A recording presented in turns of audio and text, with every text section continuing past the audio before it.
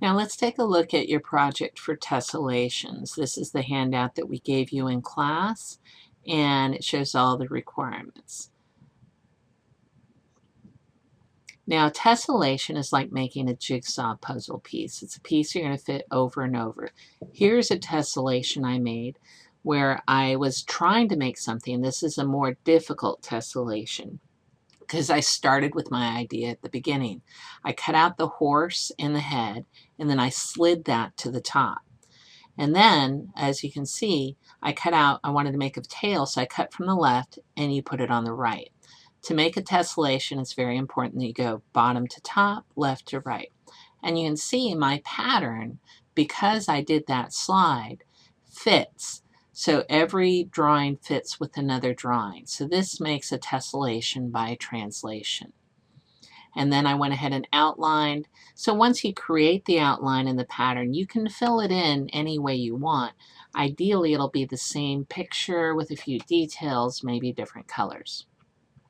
So here are some examples of tessellations in the back. So you can see here how it shows.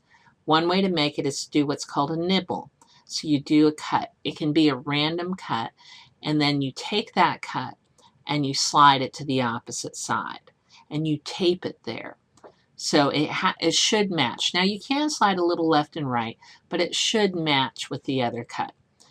Then what you can do, so if you just do one cut, that's a rotation tessellation, which is more difficult, and I'm not going to have you approach that right now.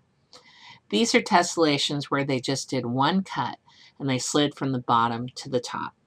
Now, ideally, if you want to make an A, I'd rather see two cuts on your tessellation, because when you do one, you have those bookmark lines that I was just pointing at. So that's a good tessellation. It's probably a B to a 90, somewhere right around there. This tessellation on bottom I'm less impressed with because it kind of looks like a checkerboard pattern. It'll be passing, but I don't see a B on this. It's pretty straightforward.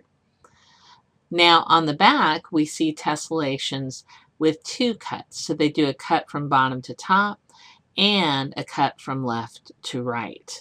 So the easiest way to do a tessellation, instead of starting with something you know, is to do some random cuts, put them together, and look at your piece and see what kind of drawing you see in it. So here they saw a face and a head, and they filled it in all with face and heads. As far as I'm concerned, this is 100 tessellation, but don't use this exact tessellation.